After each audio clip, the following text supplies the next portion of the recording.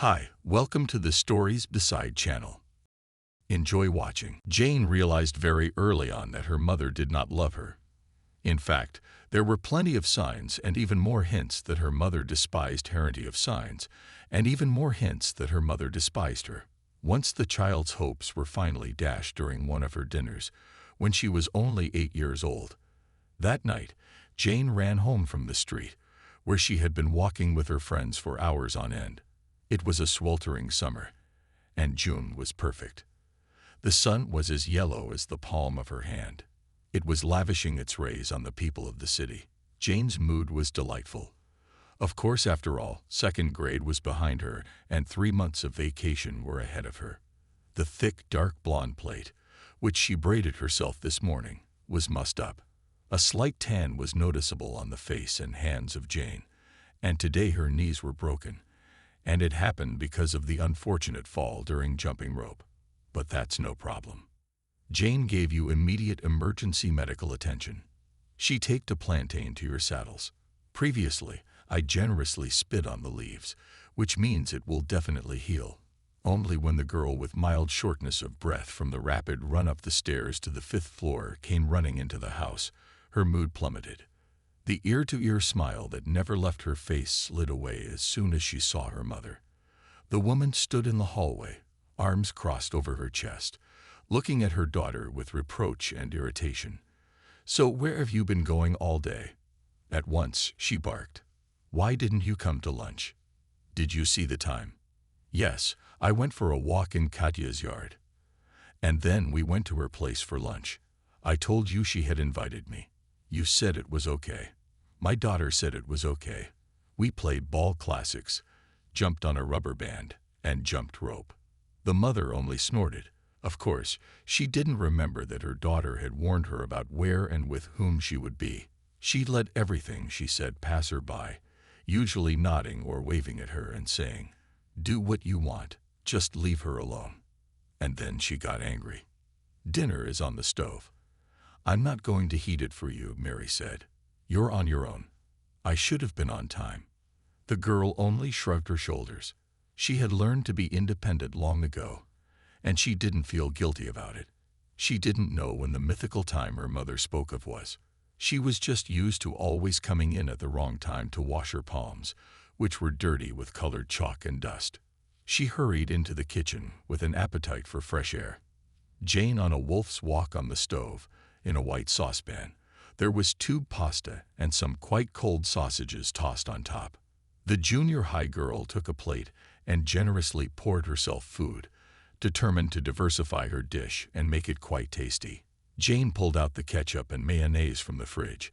Only if the ketchup she put on a little and a packet of mayonnaise she accidentally pressed into the plate with an unpleasant sound. Barely half the dish and packet of sauce spilled out. "Oh," she gasped, and she immediately squeezed her head into her shoulders. It was as if she intuitively sensed what would follow.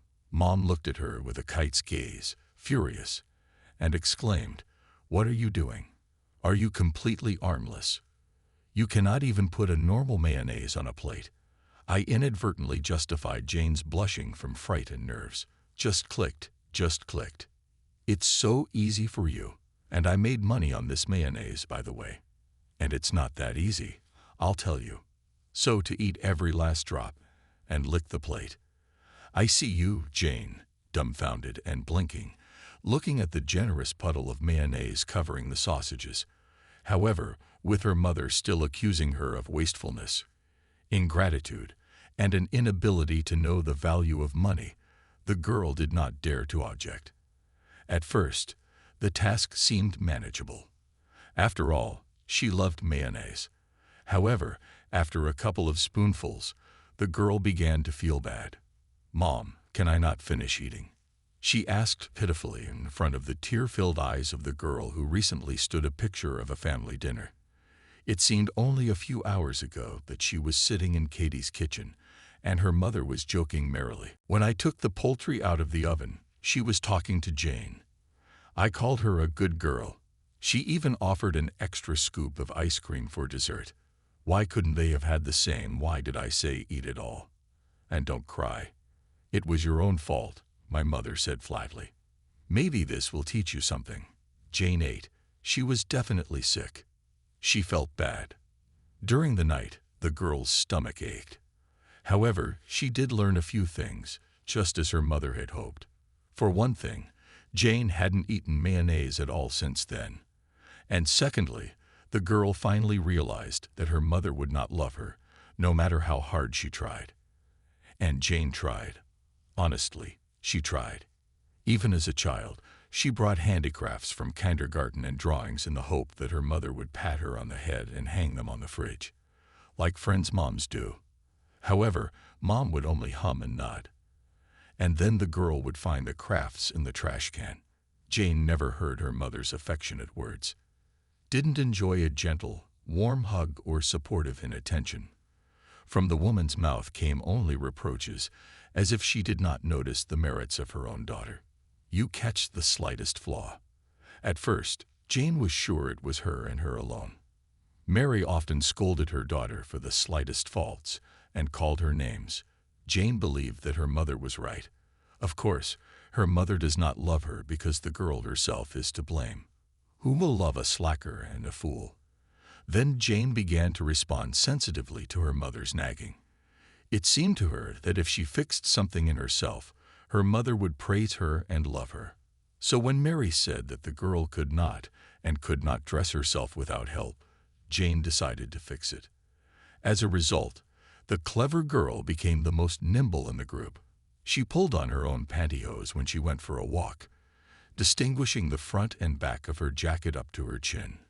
All the teachers admired the child's independence, but my mother didn't even appreciate it. Now she didn't like the fact that her daughter was too slow. Jane would clean up her own toys, afraid to provoke her mother's wrath if she noticed a doll lying on the floor. Also, one day the girl decided to help her mother with the cleaning. She wiped the table, closet, and even the mirror with a soaked rag. Well, where she could reach the mirrored surface, she anticipated her mother. When she walked into the room, she would be aghast and call her a clever helper. And yes, Mary awed. She clenched her hands into fists and yelled at her daughter. Have you completely forgotten? What kind of rag do you use to clean up? There are stains everywhere. Then Jane. She was severely punished for her impulse. In first grade, if a girl couldn't do her homework or make a mark in a notebook, her mother would call her a dumbass. Don't forget to subscribe our channel and like it. Thank you. Jane tried to show that she wasn't. She wrote letters herself, sitting at her pen for long periods of time instead of fiddling with her toys. She learned to write very neatly and beautifully with the right slant. Only in vain. Nothing could make Mary happy. For a long time, Jane did not give up in her struggle. Like any child who loves her mother, not for anything, but against all odds, it was extremely difficult for her to admit that her mother hated her. For one thing, Jane thought all mothers loved their children, and it was axiomatic. So if her mother is angry, then there is something wrong with her and with Jane. Jane was the faulty child who couldn't be loved. She hoped that she could change her mother's perception of her with her own accomplishments and successes. However, these dreams soon dissolved into maternal hatred. Jane learned the real reason for this attitude by chance when she was already in the 9th grade. She came home from school that day and early. The girl did not like missing gym to skip. Only classmates took away her sports uniform a week ago. They said it smelled bad and threw it away for a new set of clothes. Jane didn't count on it, and she was afraid to tell her mother. So until the issue of the uniform was resolved, the girl was running away from class. From the threshold, Jane could smell the persistent, nostril-irritating smell of cigarette smoke in the house. Someone else's shoes were on the doorstep, and a woman's drunken laughter came from the kitchen. Jane involuntarily rolled her eyes toward the ceiling, knowing full well who their guest was. Her mother's new friend, Aunt Lisa, often dropped in for a cup of tea. What were they both doing at home on a Tuesday afternoon? Wasn't Mama supposed to have a shift today? Mary worked in a store as a clerk, a cashier. Lisa was a nurse at the regional hospital, where they often gave out free medical alcohol. But now, They were both in their kitchen. The girl hesitated on the threshold of her own house, glancing at the front door. Maybe go for a walk. Although the grief-stricken girlfriend's hangout might end well after 0 o'clock, and if she arrives later, it will only get worse.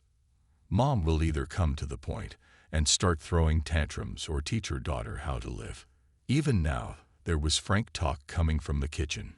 Do you have any idea what Jake was up to? Behind a flying tongue, Lisa shared with her friend the details of her personal life. He started groping me, right in the middle of surgery on the table, under anesthesia, and his hand is on my bottom. Good thing nobody noticed. I mean, there's already a rumor going around about us. It's not an hour before they crawl up his kikimora of a wife. He's still not divorced, Mary clarified, pouring her friend another shot of bitter. She complained that he could not do that to the children. He doesn't care about his wife, of course.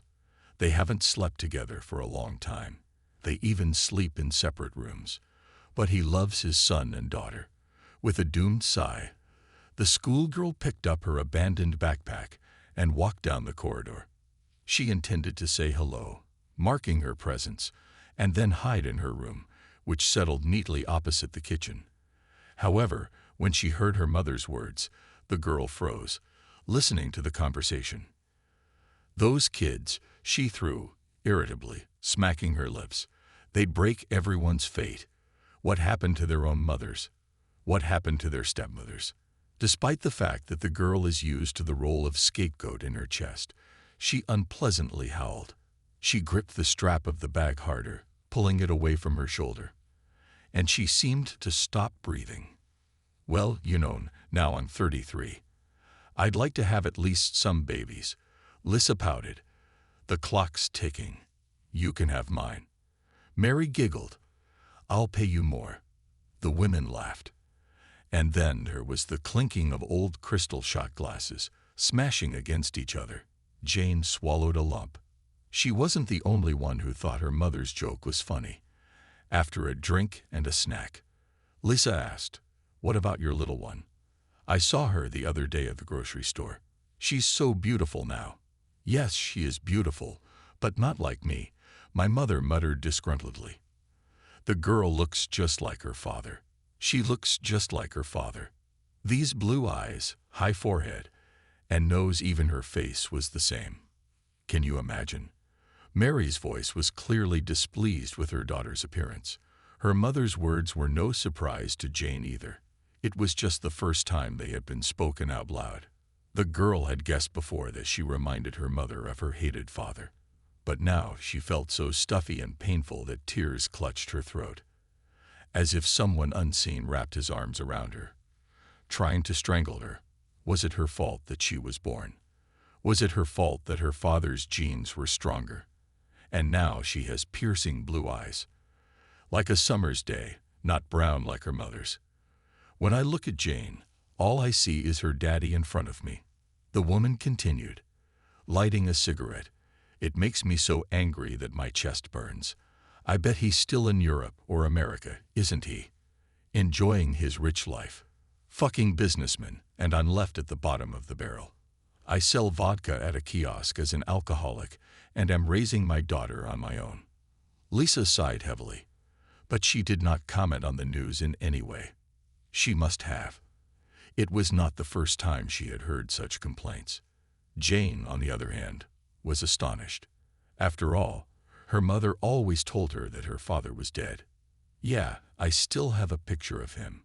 Would you like to see it?" Mary made an unexpected suggestion. "Go ahead." Lisa approved of the idea. The girl, afraid of being caught eavesdropping, wanted to run away, but her mother was not going to leave the kitchen. She took a chair to the cupboard, climbed on it, and took out the book with recipes from the top shelves. Jane did not know that her mother kept something there. "Look, there's my Jane's father. Handsome in person." He approvingly smirked at his friend. "Handsome is trouble." Mary took a drag. She held out her plate, which acted as an ashtray. "I sometimes wonder what my life would have been like if I hadn't gotten pregnant back then." Gwen dreamily stretched out. "I didn't even graduate from college. I majored in economics and accounting, and in the 4th year, I had to report because I was knocked up. My parents gave up on me then too. Married Judson. When I was 4 months pregnant. Oh, how I loved him. Only things didn't work out between us. After I had the baby, I gained a few sizes, all swollen and tight. The doctors said it happens. They say that after childbirth I got obesity. Don't forget to subscribe our channel and like it.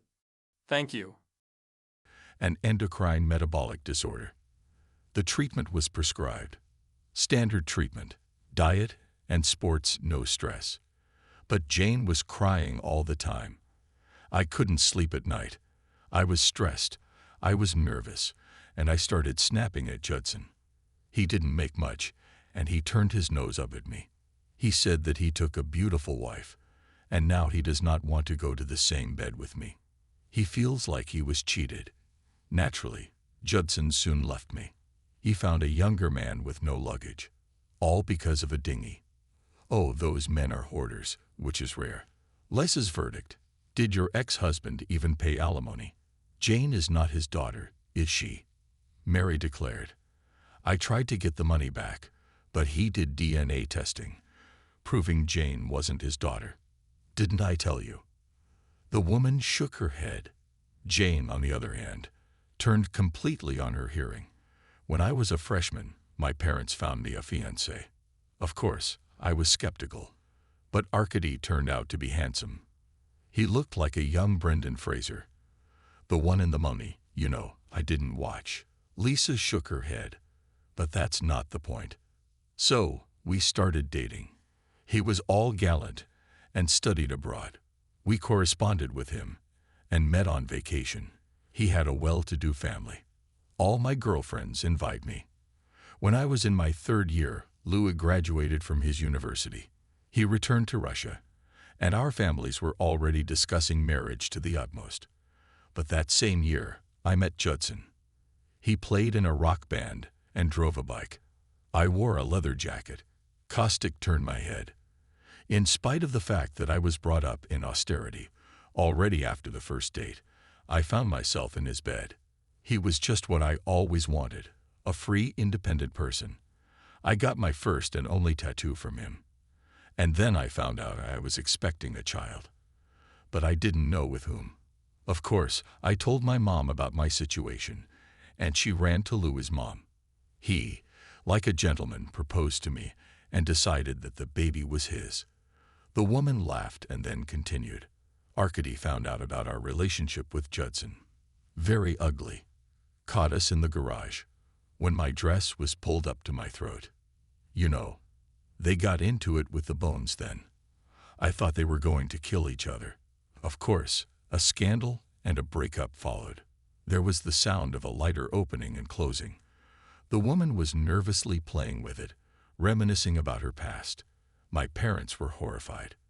They had already made a guest list and rented the hall. Were they planning on having grandchildren?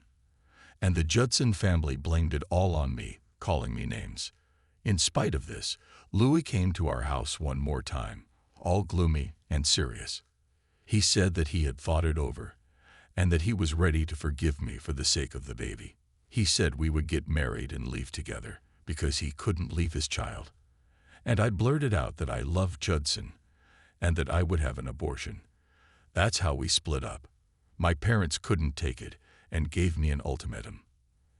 Either I apologize to Louis, who is trying to get my fiancé back, or I leave the family, which I consider disgraceful. I chose Judson.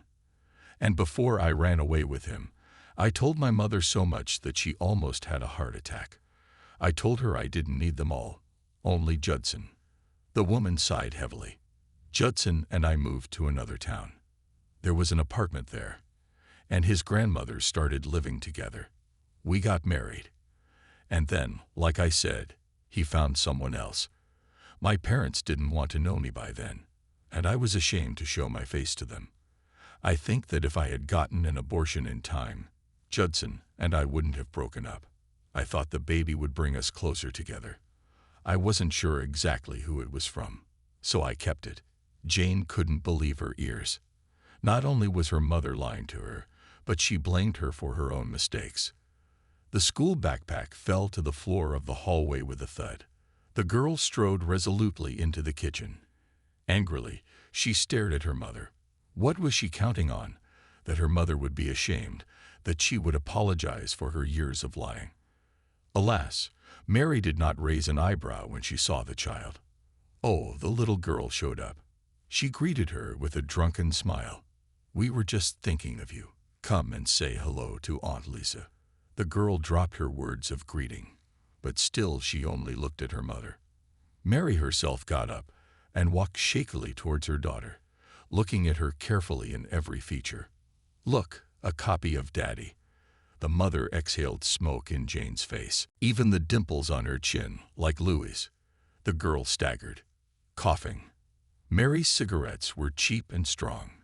Even when Jane was just standing next to her smoking mother, the girl's throat would start to tighten. I remember at school they once drew propaganda posters about the dangers of smoking, alcohol, and illegal substances. Jane, who was in 7th grade at the time, fell out to talk about the dangers of secondhand smoke. Jane was the best drawer, so the anti-smoking poster turned out great. She used the style of Soviet posters and postcards. How did she surprise the teachers? She drew a pregnant woman with love, stroking her belly.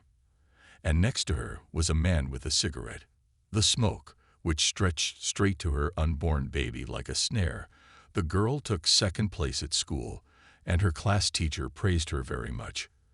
When the girl brought her work home, proudly showing her mother, she slid a glance at the red-black letters. She tightened her gaze, and then she lit a hole right in the belly of the heroine of the poster. "Mother, I heard everything." "So who is my father?" Jane directly asked. "You said he was in a car crash." The girl looked at the table where the picture of her father was lying. "What difference does it make?" She heard about America and wanted to see Daddy. Threw back her eyebrows. Mary giggled mockingly. "Forget it. Silly. If he needed you that much, he would have found you. Wouldn't he? Alas, he certainly doesn't need someone like you." "No one needs you but me, Jane." Love pursed her lips in a stubborn gesture that made her mother send the judges into her eyes in indignation. "How on earth do you cut in? How do you look like him?" screamed the drunken woman.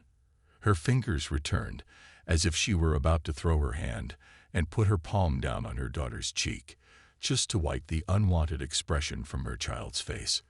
Mary held back only because there was an audience near the stage. Lisa avidly followed the lives and developments of others. Tears welled up from her eyes again. "Maybe if Dad knew he had a child, then he would need me. After all, he didn't leave me. He left you. And he did the right thing." Before she left the kitchen, her mother shrieked something and even rushed after her daughter, but her friend stopped her. Jane, on the other hand, locked herself in her room, throwing her face into the pillow. She was choked with silent tears. "No one wants you." It echoed in the schoolgirl's mind. After all, she was right. Jane didn't even have any friends. Ever since the 8th grade, her friends had turned their backs on her.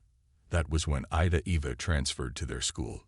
Somehow Jane remembered that day so vividly, as if it were yesterday. It must have been because, in that unfortunate September, her life had been divided into before and after. The morning was ordinary, except that Jane kept yawning that night. She hadn't slept at all. As usual, inspiration caught up with her before she went to bed, preventing her from going to sleep. Jane had come up with a wonderful outfit, and she couldn't wait to put it on paper. Gwen had barely made it to her desk when she pulled out her sketchbook. She opened it to the right page and began tracing lines on the skirt. It looked like a rosebud by design. "Wow, it looks beautiful." Christy dropped her bag on the table. She leaned over her deskmate, admiring the sketch. Jane didn't like to show off her unfinished work, but here she couldn't help herself. Words of encouragement and approval were so rare for her that she was ravenous for compliments. "Really?" she smiled. "You bet. I'd wear one of those myself to a prom, like in 9th grade. Jane is going to be a great designer someday. You'll sew my dress for my old friendship." The girl giggled, pushing her friend to the side. As soon as I do. The schoolgirl brushed it off, but in her blue eyes flashed a light of hope to become an artist and fashion designer. That was her real dream, and Jane believed that one day she would make it come true. The girl was only 10 years old when the world of fashion embraced her, turning her into a real passion, not just a child's hobby. At a time when her classmates were still exchanging questionnaires, decorating them with stickers and a heart, Jane realized that what she was most interested in was drawing. And not just any still lifes or landscapes, but clothes. She felt admiration and excitement when she outlined the silhouette of a model on a blank sheet of paper and then created what was in her head, making fantasy come true, at least on paper. However, she wanted more. At first, the girl simply took old scraps of fabric and created new outfits for her dolls from them. She still kept her first creation. It was an evening dress made of dark green fabric with threads sticking out and an uneven stride. However, the girl was proud of it. When Luba was 11, she met her technology teacher, Alice. We can say that this meeting, provoked by the obligatory school program, was fateful for Jane. When the girls and boys from the 5th grade were divided and led into a new room, they were whispering in excitement, and there they were met by a pleasant young woman. "My name is Alice, and I am a teacher," she introduced herself to the girls. With a welcoming smile and a kindly look upon entering the class, "I will teach you how to be a housekeeper. I will help you learn the knowledge and practical skills that will be useful in the household and in everyday life. We will sew, cook, and have tea party contests. I promise it will be fun." In the first half of the 5th grade, Oligovna introduced her students to the device of a sewing machine. They learned how to make patterns and try to sew the simplest things themselves. Alice's teacher brought books about fabrics, and she even told the girls about the history of fashion, which ran counter to the school curriculum but attracted the young students, forcing them to listen carefully to the teacher. And if any of her classmates found Jane boring or difficult, it was then that Jane realized what she wanted to do. "You're doing a wonderful job." Time after time, she praised her Alice teacher. Only it wasn't enough for Jane to make a patchwork oven mitt or an apron. The girl was captured by the idea of making something special. So when she was 12 years old, she blocked out the dress she had grown out of by making herself a mini skirt. And the top came out, though it was too short and not very successful. Of course, in such an outfit, a girl of 13 could not go anywhere. However, she was not desperate. Alice's teacher began to support the girl in her hobby. The kind teacher allowed her to come after school and sit at the sewing machine. Of course, the teacher herself was always there, Don't forget to subscribe our channel and like it. Thank you. guiding, giving advice, and supporting. As the years passed, the girl developed her skills. But the more she loved fashion, the more she became envious. When she looked around at her classmates, thanks to the efforts of her parents, they wore beautiful clothes. It was hard not to come to school and hear someone say, "Hey, what nice jeans you have, Max. Those sneakers you have are awesome, Milana. Do you look so good in those? Where did you buy them? I want them too." Oh yeah, so would she. Jane wanted to dress like that. Jane was becoming embarrassed to appear in front of her classmates in old, calico-covered clothes. Her entire closet interfered with the 2 movable shelves in her closet. Only her mother rarely bought her new clothes. Jane had worn what others gave her as a child. Even men's clothes from red-headed Stas, who lived across the hall from her and was 2 years older. They had the money. Only Mary didn't think it was necessary to spend it on clothes. "Do you walk around naked?" She was angry. If my daughter asked for her granddaughter to celebrate a holiday, no. Then keep your mouth shut. You've been spoiling her, Jane. She needs new clothes. Jane tried to wriggle out, took her clothes off, and stood in front of the mirror for hours, looking for a way out. The girl compensated for closet elements, putting together the most unusual but cute ensembles. And then she learned what secondhand was. That evening, Her mother sent her to the store to buy extra black bread and a jar of sour cream for dinner. The girl was already standing in line with the shopping when a senior took her seat behind her. She was chewing gum, constantly opening her mouth and looking at her phone. But it wasn't the sounds that attracted Jane. It was the image of the girl. She was wearing a strange but unusually attractive denim jacket. It was big, as if the girl had taken it off someone bigger. The collar was trimmed with beads, and there were brightly colored patches sewn here and there. And thin chains dangled from the sleeves. They were like wings. Every time, the girl swung her arms around them. They fascinated Jane. "What are you looking at?" "Enjoying it," the girl hummed. Noticing Gwen's attention, Jane was frightened at first that the stranger would get angry because she was staring at her so blatantly. How embarrassing. She blushed and looked up. However, when she looked at her face, she smiled. "Do you like it?" Jane nodded. "It is a very beautiful jacket you have. I haven't seen it before. It's retro. I bought it at a thrift store for pennies," she boasted, adjusting the sleeves. "And I redid the patches and chains myself." "Exclusive. What discount store?" Jane asked again. "In the one near the market." The girl waved her hand. Jane did not have time to ask any more questions. It was her turn to buy food. However, she remembered the place for the next weekend. The girl found the store about which the girl spoke. Her life took a new turn. Now, if the schoolgirl had any pocket money, she immediately ran to her second hand. There she could disappear for hours, looking through mountains of clothes and going through racks of jackets. It was like she was on a hunt. No, on a treasure hunt. Like a real treasure hunter. Jane was looking for both unusual clothes and costume jewelry that could be repurposed. She came across both clothes from famous European brands and real vintage pieces. It was as if they were hanging on the local Christmas trees of the 1970s and 1980s. For sewing and experimenting, she could find lots of clothes and fabrics for next to nothing. So she started sewing. Again, Alice uses the teacher's office for her needs. Luckily, the teacher didn't mind. Another year passed. The girl's skill grew, and her inspiration was inexhaustible. The schoolgirl's soul was overflowing with delight when she bought a pale blue men's shirt and turned it into a light summer dress. This tunic with open shoulders was made into a tie-up top with ripped-off sleeves. From an ordinary branded t-shirt, I sewed on the collar and the edge of the pockets accessories from a variety of costume jewelry. My fantasy knew no bounds.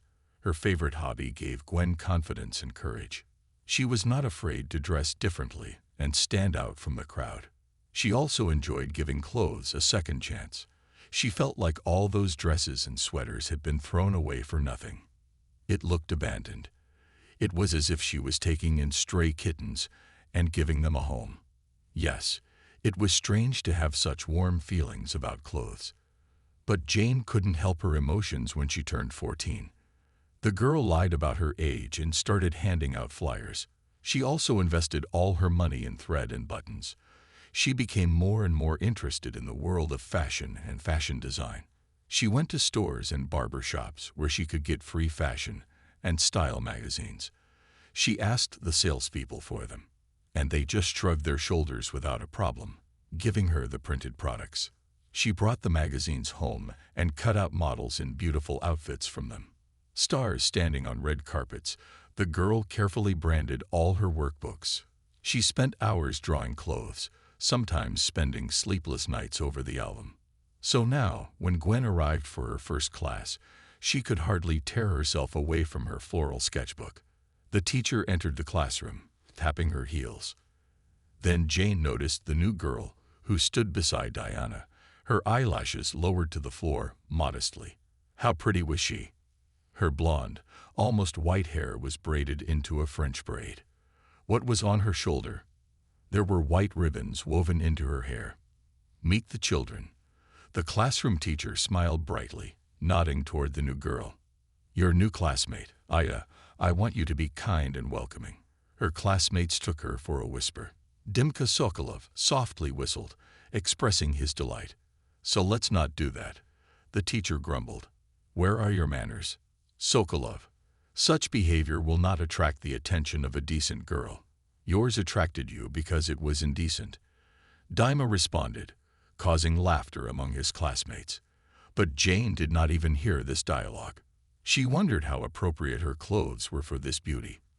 There were no uniforms in their school, but the students were obliged to dress in business style. So the new girl came in a strict but fashionable outfit.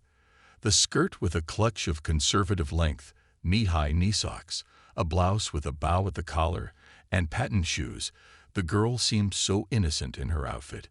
And most importantly, that it was the exact same image Jane saw in one of the magazines for girls, which she read directly in the stores because there was no money to buy. The issue was dedicated to the new school year, and the girl had already picked up some of the trends. Everyone, stop it. The teacher called me to order. I turned my attention back to the new girl. Ida, take a seat in the 4th row. There's an empty seat over there.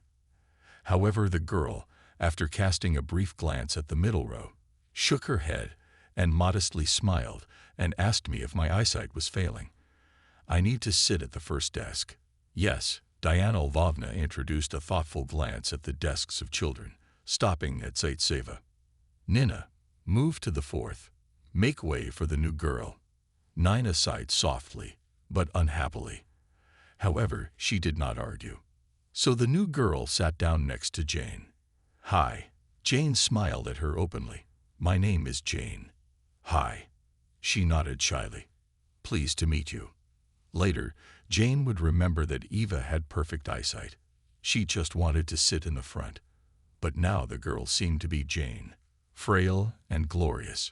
She even thought suddenly that in the person of this Ida she would find a new best friend. After all, Katie had moved to another city 6 months earlier, and there was no new contender for the place. However, as they say, there are devils in quiet waters. It was with these rich creatures that the girl had to deal. Already very soon, Ida quickly charmed her classmates, becoming the most popular girl in class. The boys liked her appearance of blonde curls and meek smiles. She knew how to manipulate them, which they did not even suspect, and then ask them to put on a jacket or open a bottle of water because her hands were too weak. The girls loved the fact that Ida was from a wealthy family. She literally bought their friendship with gifts. If anyone ever mentioned that they liked her lipstick, she would easily give it to her friend, saying, I have too much makeup. She could give her bracelet or barrette as a gift by removing it from her hair. Ida loved to be the center of attention, so she was extremely uncomfortable when her sewing teacher so openly praised her deskmate, set an example for the rest of the class. However, it was not feelings of jealousy that became the stumbling block. It was simply love that witnessed an extremely unpleasant scene. That night, the 8th grader was held up after school. There was a serious topic of discussion on the agenda. Lately, I have been approached by several students with the same problem. The class teacher reported. They lose their money, so we need to spend less. Immediately there was Dimka, whose tongue always had no bones. And it's not funny. Dima shook her head. This is a serious matter. I want to warn you that stealing is a punishable offense. Next week we have a visit from Spectre. She will give you a lecture on the subject of stealing. Jane listened to the teacher, putting her fist under her chin. She involuntarily remembered how Ida had asked the teacher to go to the bathroom. Jane, on the other hand, had been sent to the coach's room to get the ball. She decided to go into the locker room to get a drink of water. Noticing her friend, she leaned over Masha's bag. I sent from her when Jane came in. At the time, the girl didn't pay any attention to it. She hadn't even thought at the time that Eva might have taken something from someone else's bag. But now, what a nightmare. Who do you think is stealing the money? Did one of ours count Eva when they were pulling on their jackets in the locker room? Jane only shrugged her shoulders. She was looking out for her friend, but she was ashamed of even her own thoughts and suspicions. As Ida and Jane stepped outside the school gate, they heard a woman's voice. Ida. Ida. Jane glanced over her shoulder with interest, not noticing how pale her friend was as a woman, unkemptly dressed with long unwashed hair and puffy red eyes, as she hurried toward them. "Ida, daughter, wait," she wailed. "How did you find me?" The girl was frightened, looking around. "Daddy didn't let you come here." "I see. Why are you talking to Mommy like that?" The woman started narrowing her eyes. "You're not my mother. If you come near the school again, I'll call the police." She shouted at the girl and dashed away sharply. Jane, not knowing what to do, she rushed after her. Ida called out to her friend. Jane gasped. Don't forget to subscribe our channel and like it. Thank you. Wait. The girl turned sharply and gave Love an icy look. "Did you like what you saw?" "Yes, my mother is an alcoholic," she yelled at the girl fiercely. "But I'm still rich clearly. My father is the director of a construction company." I did not lie. Her beautiful face contorted, and her features became sharp. Jane was completely confused. "But I didn't even think about it," she began. But it was as if the girl hadn't heard her. She was shaking. "What are you going to do?" "Tell everyone." The girl was angry, stepping menacingly on Jane. "Don't you dare open your mouth. I'll just destroy you." "I see. But I wasn't even going to," Jane said indignantly, splaying her hands. She didn't have time to say anything else. Eva pushed her forcefully against her chest and raced away again. This time, Jane did not run. The next morning, Jane walked to school with a heavy feeling in her heart. She wanted to talk to Ida, to explain that she would tell no one. She thought she would share her own misfortune with her unfortunate friend. At school, however, Ida blatantly ignored Jane. As soon as the recess bell rang, she was out of her seat in the park, rushing off to join the other girls. While making conversation with them, Eva didn't seem to hear Jane call out to her as she walked away from the classroom. And when the girl wrote her a note during class, the blonde, without even reading it, crumpled it up and threw it on the floor. The next day, however, when their class was back in the gym, the blonde approached Jane. "We can talk?" she asked, averting her gaze. "Of course, I'm pleased, Jane. Just not here." The girl shook her head. "You can ask the gym teacher to use the restroom. And I'll take the afternoon off after you meet me in the locker room." Jane agreed to that plan. She only waited in the locker room for 10 minutes. She never waited for her classmate. "Why didn't you come?" Grabbed her hand. Eva pulled at her wrists, looking at her classmate with surprise. "What are you talking about and where?" And already in the big break, Jane realized that she fell into the spider web spread by a former friend. The girl first went through her bag for a long time, shaking out the contents on the table. Then she stepped out in front of the braying classmates. "Guys, listen, I'm missing money," Ida declared. And the classmates fell silent. It happened during class, because they were still there before class. Mike was indignant again from the back row. "They took $100 out of my pocket last week." "So did I," Judy yelled. Jane frowned at Eva. She sensed a catch. "Did anyone leave the gymnasium?" The blonde asked, glancing intently around her classmates. And then Jane's throat tightened. Anna's uncertain voice came through. Gwen was leaving. The teacher also said she had gone to the bathroom. "She'd been gone a long time," they said. Jane knew it wasn't her fault, but she felt like a real criminal when all eyes were on her. The girl blushed. "I didn't take anything." Terrified, Jane exclaimed, "Oh, that's too bad. You were the one who asked me to come out." "What did Ida wave with the most innocent bewilderment?" "They called you out where?" There was a murmur in the classroom. The girl looked around helplessly, looking for support but finding none. "I wouldn't steal money. Why would I do that?" The defendant tried to justify herself. "Why would I do that?" Insulted the blonde Jane. "Don't lie. We all know this perfectly well. You're one of the students. You dress in second-hand clothes. You don't even have money for lunch in the cafeteria. And the other day, you said you dreamed of having a graphics tablet. And you're saving up. But I didn't think it was my way of making money. Handing out flyers, she shouted, clenching her hands into fists. And there you are. I saw you in the locker room last Tuesday, next to Gil's backpack. Maybe you're the one stealing. Why are you turning this around if it wasn't your fault? Gil found a hot one right away. You think I want other people's $100 for myself? The girl laughed. Her classmates found it ridiculous too. She was giving away her own stuff, not stealing other people's. Look, Jane started Anne. Will you be honest with me if you have a problem? Fuck you. Angrily, she threw Jane a blink and angry tears. I don't have a problem. Do you believe her? She was choked with resentment. After all, she had known these guys since childhood. And it's a shame it's only for a few months, but she knew no one believed her. Let me see your bag, since you didn't take anything, she offered. Right, I nodded, Mike. Come on, Gwen. He pulled the girl's backpack toward him, and Jane pulled it the other way. I'm not going to show you anything. She was all teary-eyed and stubborn. You guys are jerks. Okay. And then Mike yanked the old bag over himself so hard that it cracked open, its contents spilling out onto the floor at Gwen's feet. Oops. Ida's hands were spread. Okay, you'll buy a new one. With my money. Poor people need help. I didn't take your money. The girl screamed for the umpteenth time. Then what is this? Ida leaned over and pulled her wallet out from under her notebook. Did one of the boys whistle? Classmates whispered in their ears. Jane heard the separate words of a pauper thief stealing. At that second, the bell rang for class. Looking at the blonde with undisguised anger, Jane ran out of the classroom.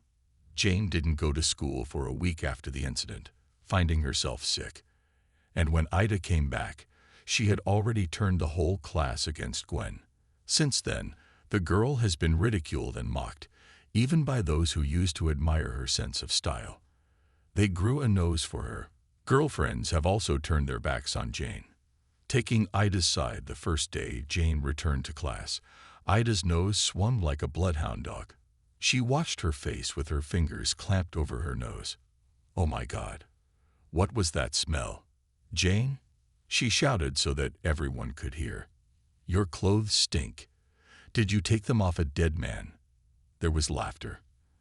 And Jane blushed to the tips of her ears, but she ignored the attack. What do you mean? Anne inquired about her friend, who was either pouting at her or angry at Jane for losing her allowance. Don't you know? Ida was surprised. The clothes they sell secondhand are taken off dead bodies. Not all of them, of course, but most of them belong to the dead. I personally know the story of how a friend of mine died. They collected all her clothes and gave them to the thrift store. Where else was there to put it? The abomination wrinkled the girls' faces in disgust and superstitious consternation as they looked at Jane. I was watching a program about psychics when Annie interjected again. They say that the clothes of the dead retain negative energy. It can bring harm to the person because dead energy will be transmitted. He may even die himself. So it is better not to be near them. Jane listened, staring at her desk. In front of her lay an open notebook on literature. The girl mindlessly drew another figure and clouded it in black to set the mood of her dress. Eva went further in her attempt to humiliate Jane. Right in class, she asked to be moved somewhere else because the mental smell made her dizzy. From then on, everyone began to say that Jane stinks. Of course, the girl tried to figure it out. She caught Eva after school. You have to tell them the truth. Why are you doing this to me? Jane wondered. I don't owe you anything. In fact, tell me, and thank you. I told them not to tell the teacher about the incident, but if you keep patronizing me, I'll go to the police. Okay, they'll believe me anyway. I'm a straight-A student. My father paid for the school to be renovated, and you live with your single mother and walk around in rags. But why do you need the money for the chair? In that voice, she asked Jane, who didn't understand her ex-girlfriend at all. After all, she had everything. Why would she steal? The one smiled quite a bit. It's just so much fun. The girl's life had turned to hell. Every day at school was full of humiliation. Open the windows, shout at the girls. Barely Jane entered the classroom, and it stank dramatically. Fu was supported by others waving their hands in the street. I have an idea how to save you money on things. Ida laughed even more. Go straight to the cemetery or negotiate with the owner of the morgue. You'll be the first to get novelties. Even those who used to admire her classmates' style and ask for her advice have turned their backs on her.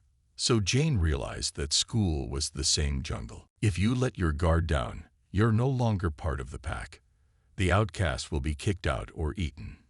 Jane tried to get rid of the peculiar smell of her clothes. She washed them several times and aired them out on the balcony, but they still gave off the smell of disinfecting their products. Her classmates plotted against her, throwing her workbooks out the window, shaking out the contents of her pencil case, forcing her to be on duty in their place, cleaning the classroom. Don't forget to subscribe our channel and like it. Thank you. And carrying water several times a week. Once, they poured glue on her desk. It did not glue the girl to the seat, but it ruined her black pants. When I tried to fight back, they threatened the police. They promised to lie to the teacher. Soon Ju was reconciled to both the taunts and the smell, along with the pounding of the clothes. She just couldn't fix it. So 6 months passed. The summer went by. A new school year began. The girl found an outlet in her hobby and peace in the technology room. She forgot her problems and sorrows. She barely picked up a pencil or a cloth. She forgot her own loneliness. Even though there was no more technology in the 9th grade, Jane continued to go to the Alice teacher. The teacher understood that something was wrong with the girl, but she stayed out of her way. She supported her in her own way, treated her to the cookies her classmates baked, brought her scraps of fabric she could use, and gave her interesting books to read. You are bound to make great progress, Jane, if you don't give up and go all the way to your goal, said the Alice teacher. You have real talent. Just now, remembering that, Jane jumped up from the bed. She wasn't going to cry forever. She only had a year of school left. After 9th grade, she planned to go to work. Be patient a little longer. Asked Jane about her crying reflection in the mirror. You're strong, aren't you? That night, when her mother's drunken snoring filled the apartment, the girl sneaked into the kitchen. She pulled out her mother's bandages and books and began to rearrange the pages. In the first one, she saw a picture of her father. It was a portrait picture. Her dad was surprisingly handsome, with thick, manageable hair and a cheerful squint in his eyes. But hello, Daddy, the little girl whispered, maybe you and I will meet someday. Who knows? Maybe at least you love me. The schoolgirl didn't put the picture away. She hid it in her room. Another 3 months passed. It was December. It's almost the end of the semester. Alice's teacher found Jane at school as she was leaving. Jane. She shouted after her. Wait a minute. Jane caught the zipper on her jacket. She stopped and stared curiously at her favorite teacher, seeing how excited she was. Look, she demonstrated for the girl. In the booklet, we will have a contest for young designers and fashion designers. Jane took the sheet, ran through the first lines. Do you dream of making a name for yourself? Want to show the world your talent and step into the fashion industry, but don't know how? The answer has been found. This is a qualifying round. You have to send in an application, a sketch, a short description of the piece with its name, and the materials from which it is made. The teacher explained, almost jumping up and down with joy. In the second round, they will be judging the piece itself on the model. There is no organizational fee. Do you have to try? The girl looked at what was at stake and gasped. In addition to the cash grant, they promised an internship at a leading Russian fashion house, as well as the opportunity to participate in fashion weeks at European exhibitions. I do not think I can do it. Jane spoke honestly. The contestants probably have more experience than I do. But you have talent and passion. Alice's teacher said so indignantly. Well, at least try to lose something. The girl shuffled from foot to foot. Here's what she would do if she made a dress that looked like a rose and decorated it with glass dewdrops. It was her favorite sketch so far. Except, where do you get the money? I don't have any fabric. I need a good one. What kind of fabric do you need? Asked the teacher. Jane sat her lip in the pale pink matte organ in doubt. The girl explained the idea to the teacher, and the teacher nodded vigorously. However, Jane did not expect that in 3 days, Alice's teacher would bring everything you need. Do your best, my dear, smiled the teacher. I believe in you. Jane, inspired by the encouragement, set to work. She improved her favorite sketch, turning the dress into a fabulous creation. The answer from the contest organizers came in a beautiful envelope on heavy paper. Only, despite her curiosity, Jane did not immediately open it. She ran to the teacher with a rumbling beat in her chest and heart. The result of the screening came from the doorstep. The girl blurted out her name. What is there to look forward to? Asked the woman, nodding at the envelope. Jane clapped for a moment as the girl opened the envelope. Her hands were shaking. Sliding her gaze over the message, she froze in place, looking up at the concerned teacher. Passing out, Jane exhaled. I passed. The teacher spluttered her arms and shrieked with joy, just like a schoolgirl. She hugged her protege, congratulating her wholeheartedly. You're smart. You're so smart, she repeated. And Jane cried. She knew that this victory was only a drop in the sea of her journey. But now she felt that she could cross the whole ocean.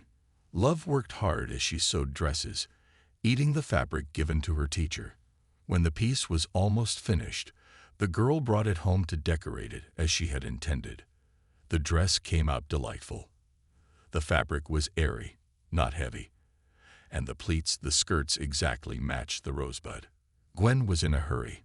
She needed to go with the dress to the pageant in 2 days, but there were still a few important touches left, so she decided to sacrifice sleep again, just to finish on time. Night fell. The girl, engrossed in her work, did not immediately hear the key turn in the lock. After a moment, voices rang out, followed by crushed laughter. Her mother came home, and not alone. By this time, Jane was used to her mother being gone for 24 hours or even 2. At first, she looked for her, worried. She called, but Mary only scolded her daughter, shouting at her not to disturb her life. A year ago, Mary met a man, but her choice of love was unclear. Joni walked around with a bracelet on his leg, a device to keep constant track of released prisoners. The man said he was convicted for nothing. He said he borrowed a girl's phone, and she accused him of stealing. Was the justice system to blame? Of course it was, and he, Joni, was pure and innocent. Jane didn't believe him. It hurt. His gaze was slippery and sticky. Mom, on the other hand, had a great admiration for Joni. Get down on Alphonse. Money earned in the store. Jane, you're home. Mama asked, swinging open the door of the room. Why aren't you asleep? Jane settled down on the floor, wielding a string and covering the transparent beads in a chaotic order. Even from her seat, she could smell alcohol and tobacco coming from her mother. The girl lifted her face and involuntarily noted how much her mother had given up. Her face was flushed, swollen, and covered in dark hair. Did you bloom? I'm doing a project for school, snapped Jane. It's due soon. We have Uncle Joni visiting. My mom warned me. So don't mess around underfoot. Jane wasn't about to ask for their company. She went back to work. And when she returned to reality, it was deep night outside the window. The girl grimaced, rubbing at her shoulders and all her feet. Despite the grunt, she was pleased with herself. The girl hung the pink outfit on a hanger, snagged it on the closet door, and stepped back 2 steps. Poe admired it. She yawned widely. She listened. The apartment was quiet. It must have been her mother and her man. Had their 10th dream. The girl slipped out of the room to get a drink of water before going to bed. She lost her tired eyes in her bare feet, walking bluntly into the kitchen. However, when she filled her glass with water and turned around, she gave a loud gasp. Standing on the threshold was Joni. He was looking at the girl with a strange raft of clear, single-minded eyes, his arms around her thighs, and the breasts that had not so long ago begun to appear on the girl's body. Jane was wearing only pajamas, a tank top, and shorts, but it seemed to her that she was standing completely naked.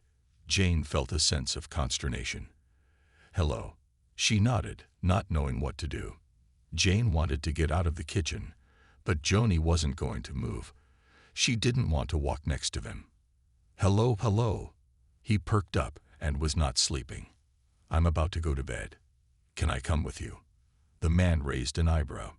Jane was taken aback at the suggestion. She was at a loss for words. "Yes, I'm just kidding." He laughed. As you approached the girl, you calmed down. He touched her shoulder, making Jane flinch. The girl's skin was only covered by one thin hat and the place where the man's palm rested. It made me want to scratch. Jane's touch was so uncomfortable. Jane jerked his shoulder in fear into someone else's hand. Only Joni didn't seem to notice it. Neither did the fact that the girl was shaking with fear. "You're so beautiful, Jane." "Is that your name?" "Love." It was as if he tasted the word. Clasped in pleasure. Only sensual natures can have such a name. Truly, his hand went upward, touching her neck with his fingertips. The schoolgirl circled behind the line of her cheekbones, the line behind her ear, and her blonde and curly hair. Fear cramped Jane's arms and legs. She couldn't move.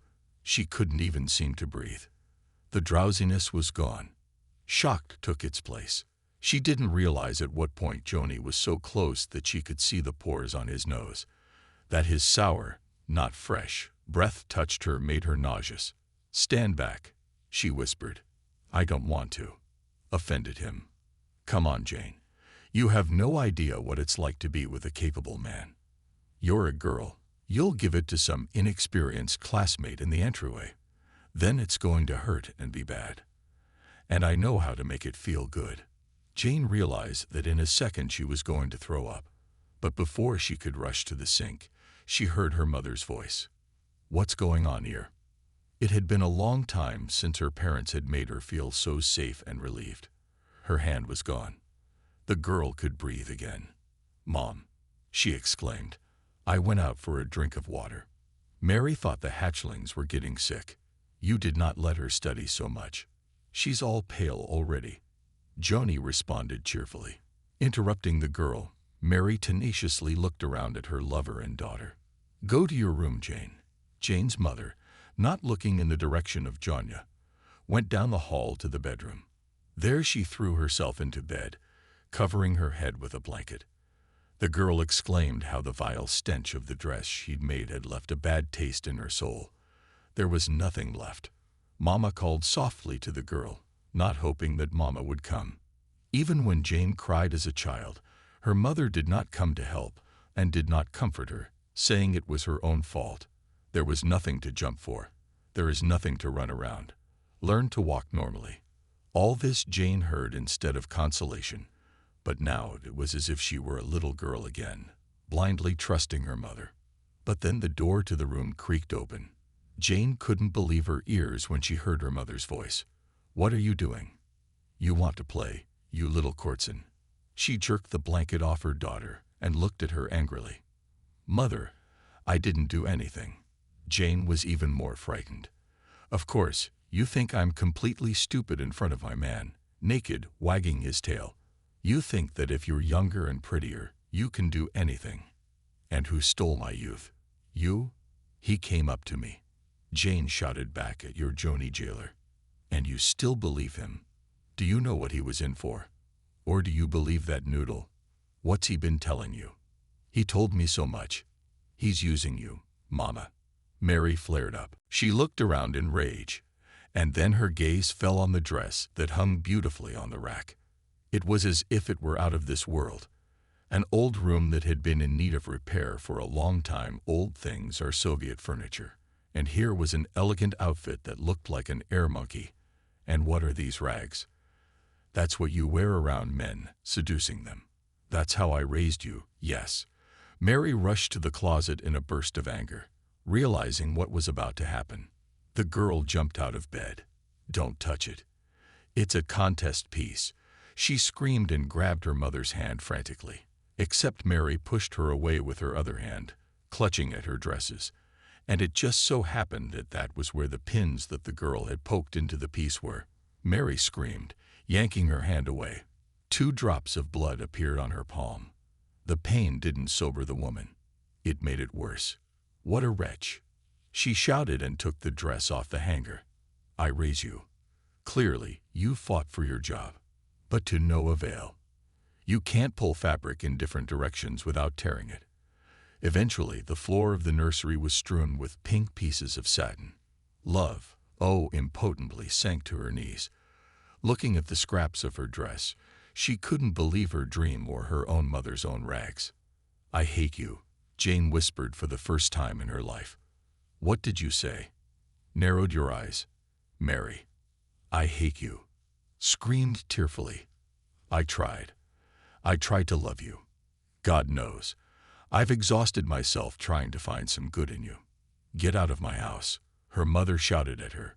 "Get out, Jane." I didn't have to force her.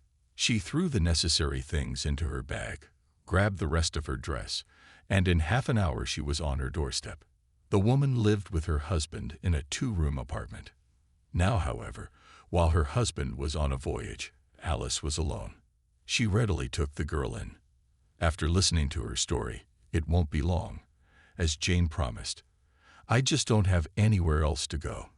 The girl decided she would rather live at the shelter, but she would not go back to her mother. Let her live with Joni. "Stay as long as it takes," reassuring her Alice teacher. "I am bored alone anyway, and Igor will not be home for another 3 months." The teacher gave the schoolgirl a spare room. Only Jane could not sleep for the rest of the night. Eventually, she got out of bed, took out her bag, and got to work again. The anger, the resentment, and the injustice that surrounded her and Jane were teasing and masterful, gave her strength. If before she worked with trepidation, now the excitement rose in her. "I will prove that I am worth something. I'll prove it to all of you," mumbled the girl, resuscitating from her tormented outfit. In the morning, Alice's teacher found her on the floor. The girl had fallen asleep at work, resting her head on her pink skirt. Her cheeks had 500 years of tear tracks on them. The rest of the time before the contest passed in the heat of the work.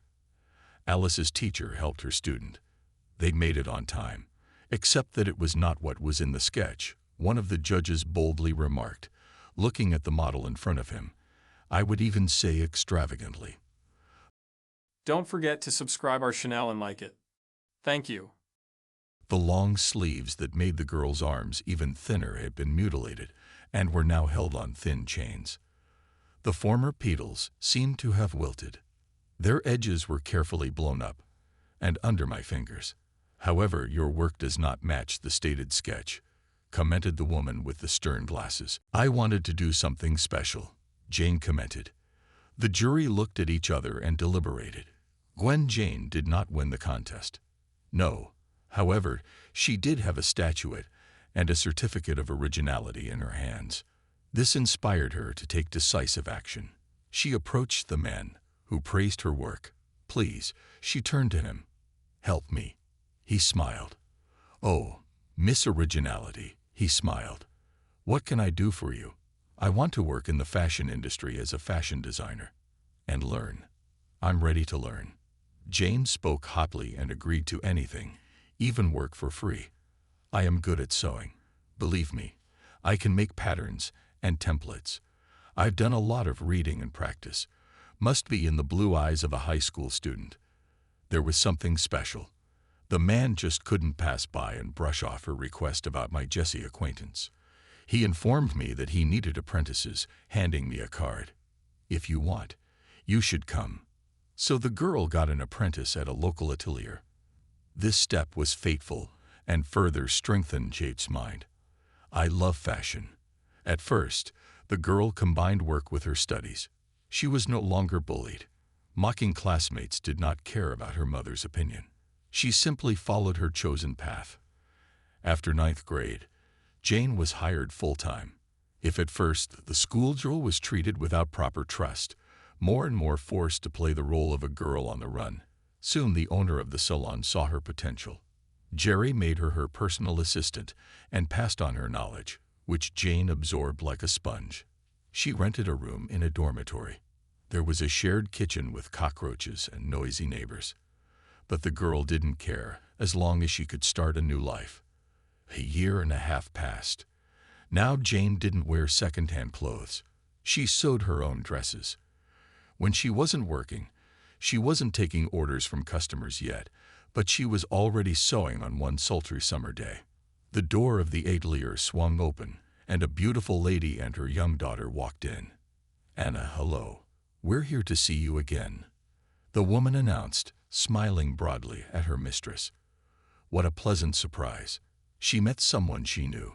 "Jerry, we want to order cocktail dresses. We've been invited to a wedding. They told us to wear pink. Can you imagine if it didn't fit us?" The woman laughed. "Come on. Everything looks good on you." She complimented her friend Anna. And then the hostess turned to her subordinate, Jane. "Take the measurements of our guests. Start with Pauline and Natalia, and I will do nothing in confidence for now." Jane nodded eagerly, taking the job. Pauline turned out to be almost 3 years younger than her. She was an uncommonly chatty and cheerful girl. They quickly found a common language and became acquainted on a first-name basis. "Stop making me laugh," Jane asked. Once again, I laughed at the girl's joke. "Or I'll stab you with a needle. What a service you have. Giggled in the fields. And if the payment is delayed." Jane remembered what it was like to have a friend. The girl had grown up so suddenly and become independent that she had already forgotten when she talked about anything other than work. "You have a cozy dress," she complimented Paulina, approvingly, looking at the summer sundress. "It's beautiful." "My goodness, Paulina. We spend so much money on your education to have you use such bizarre epithets in your vocabulary." Jokingly, her mother was indignant as she approached the girls. "But I must agree, the dress is delightful." "Who made it? Was it Anna? Do I recognize her craftsmanship?" "No." Gwen smiled embarrassingly. "I made the sketch and sewed it myself. She's extremely talented," Anna said proudly. "She sews all her clothes." "Wow. You have to make me something like that." Paulina grabbed the mastermind's hand with a hopeful look in her eyes. "Please." Love hesitantly looked at her boss, but she nodded with a smile. So the girl received the first personal order in her life, in which she put all her soul. When Paulina came to pick up the dresses, she gasped. The girls had not agreed on a sketch, color, or fabric. Paula wanted the outfit to be a surprise, but the dress exceeded all expectations. Pauline and Jane became close. They started communicating more and more often. The carefree Polly really liked Jane. In August, Paulina invited her friend to visit her at the country house. "You just need to spend a weekend at the pool," lamented the friend. "You're pale as a moth." "Well, thank you," shrieked back Gwen, was not too reluctant at the prospect of a sunbath. The girls had a wonderful day, enjoying the sun's waves and flying fruit. When it was time for dinner, the friends were joined by Anne. They settled in the cozy, spacious kitchen. The aromas of cookie chicken and potatoes were in the air. "We had a good time?" the hostess of the house asked, serving her guest an impressive portion of salad. Gwen did not have time to answer because a man's voice caught her attention. "Sorry, I'm late. The traffic jam stretches from downtown in this weather. Everyone wants to get away to nature for the weekend." A handsome man entered the kitchen, smiling at his housemates. "We have a guest." "Good evening." The girl looked up from her plate and paled from shock. In front of her stood the man with the picture. What was his mother hiding? Of course, he was already very old, but it was impossible not to recognize him. It couldn't be. It must be a coincidence. A thought flashed through the girl's mind. But do people really look that much alike to each other? Her heart pounded feverishly in her chest. Blood rushed to her face. "Is your name Lua?" The girl mumbled in amazement, unable to control her voice. "What?" he asked again. And then he nodded. "Yes, Louis, and you are. I think I am your daughter. Gwen blurted out, only a moment later noticing the silence that engulfed the kitchen space. Seeing Paulina's stretched out face, the girl realized what a foolish thing she had done. She jumped to her feet, dropping her fork on the floor. Jane frightenedly spoke. I'm sorry, it's just that you look so much alike. She waved her arms incongruously, like a bird trying to fly away. Louis stared at the girl in silence, clearly doubting her adequacy. But then he noticed the shade of her hair, her blue eyes, the dimples on his chin, and his eyebrows frowned. Calm down, Jane said suddenly, putting a hand on the girl's shoulder. It's okay. You can tell everyone everything if you want to. Jane in no way expected such a gracious response to her undignified behavior. Unable to stand it, Don't forget to subscribe our channel and like it. Thank you. she cried, her speech breaking out as she sat on the couch in the living room, telling the story of her life. She jumped from one thing to another, revealing to strangers the secret of her own birth. At Louis, she dared not even look. That's just the way it was, said the man over the proverbial phone. When the girl finished her story, Mary said she would have an abortion. I went to America. Really, Jane lost her palms. At that moment, she remembered sometimes falling asleep in the dormitory to the screams of a drunken neighbor. She dreamed she would find her father. She thought he would be happy to know about her. But now her dreams have come crashing down. He would surely hate her. After all, she must have ruined his family. Who would be happy with a grown daughter? No one. No one wants you. She remembered her mother's words and felt as if she were cold. Just then, a soft cloth came down on her shoulders. She lifted her head and met the same blue eyes. The man had put the plate over her shoulders. I can't believe it. He smiled softly into Jane's eyes. Even such a faint display of parental warmth brought back tears. Everything that happened next seemed like a dream to Jane, except that if before she had been tormented by nightmares, now she did not want to wake up. Her father accepted her. He turned out to be a decent, wonderful man. Natalia, after apologizing to the girl, still asked her to take a DNA test, although even she said that the girl looked very much like her husband and was surprised that they had not noticed that before. Of course, the test proved Louis and Jane Gwen were related. So the girl had a family again.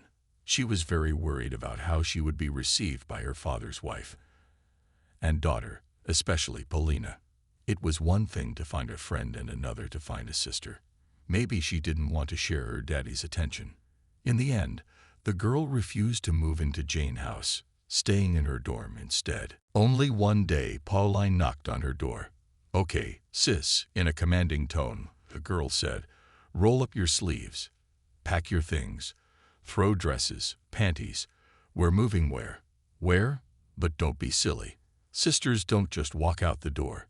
You and I have missed so much. We have to make up for it. Anyway, does our kinship mean you'll be sewing all these summer dresses for me for free now? Jane only laughed, assuring her sister that it would. Natalia, too, treated her stepdaughter with tenderness. Moreover, it was as if the stepmother was trying to give the girl the love that her own mother had not given her. They often cooked together, ate breakfast and dinner as a family, and spent weekends together. You know, Louis and I had always dreamed of having 2 children, as she once shared with the girl behind the hand test. But for health reasons, I would not be able to give birth anymore. However, God heard my prayers and sent you. As time went on, Gwen's career progressed rapidly, thanks in part to her father's help, partly because of word of mouth. More and more clients, especially young girls, were eager to get into the fabric store and have a dress made for their prom, a birthday or other special occasion. The fashion designer changed her last name to her father's, completely abandoning the past. Soon, the name Jane House was thundering at all the fashion shows. By the age of 25, the girl was already a welcome guest at the European fashion weeks. Her dresses were worn by the stars. One day, she received an invitation to a graduation party.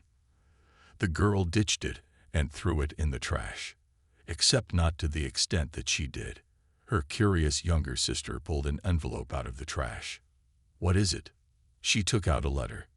"Wow, it says you're the guest of honor at school. They really hope you'll come. I guess they heard you're a famous fashion designer. And now your principal wants a new suit." The girl giggled, and Love only smiled. She remembered the Alice teacher. They had kept in touch. However, the woman had moved to another city with her husband, and she didn't want to see anyone else from the school. "The older one told me to choose. This is an invitation to the past. I don't want to go back there. I haven't even finished the 11th grade." She had already had time to tell her sister how bad she had been at school. Only Polina didn't throw the envelope away. "You have to go," the girl declared. "Show them that they haven't broken you, and close that door. Finally, you still think longingly of the past. Go. And you must realize that all those people aren't worth a fingernail on your head." She shook her head in doubt, but she didn't throw away the crumpled envelope a second time. It had been a rainy reunion day. The foreign car stopped in front of the school. The driver got out to open the door and hold the umbrella over his passenger's side. Love smiled appreciatively at the man who helped her out of the car. She took the umbrella and stopped in front of the stairs that led inside the school. Large drops of drum or tire inside her were vague feelings. What was she doing here? Why had she succumbed to her sister's entreaties? And came. She did not want to see these people. However, the girl mustered her courage and stepped resolutely inside. The classmates were meeting in the old classroom. Then they planned to go out to a restaurant. Yeah, I don't think Jane would have a bite in her throat. In that kind of company, Jane went up to the second floor and went through the right door.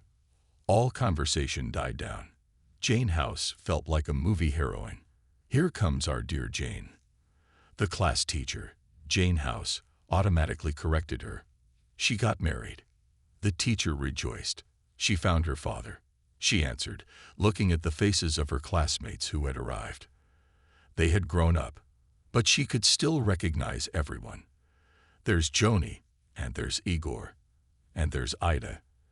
The girl didn't look as spectacular as she had in Jane's memories. Her hair was completely fluid. It was braided into a mousy ponytail. The clothes were still as classic as ever. Rumor had reached Jane that the girl worked as an accountant at some firm. What? She had always known how to steal money. Jane experienced déjà vu. Only now they had switched places. Ida is sitting in her place at the first desk.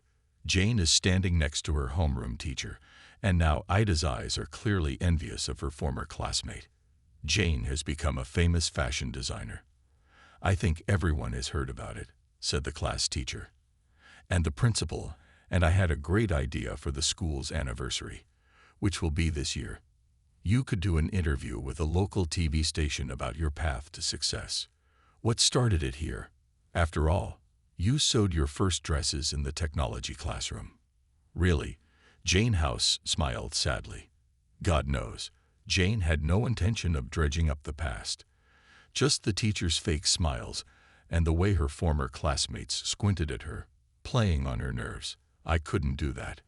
In this case, I would have to tell how my classmates were bullying me," and the teachers turned a blind eye. "Softly but clearly," said the girl. "I'll have to tell you that I didn't leave after 9th grade, but ran away from that school from those people. I have to tell you how my friend falsely accused me of my own sins. So should I do an interview like that, or would it ruin my reputation?" Someone exhaled loudly. I think it was Joni.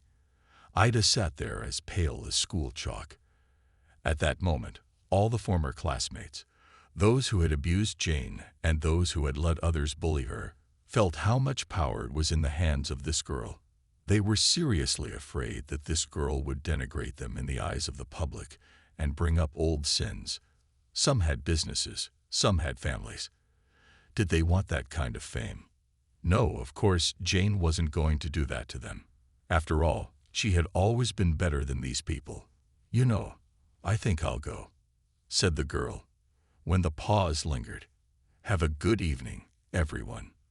Turning around, the girl walked out of the office, keeping her back straight. The door finally closed behind her. Don't forget to subscribe our channel and like it. Thank you.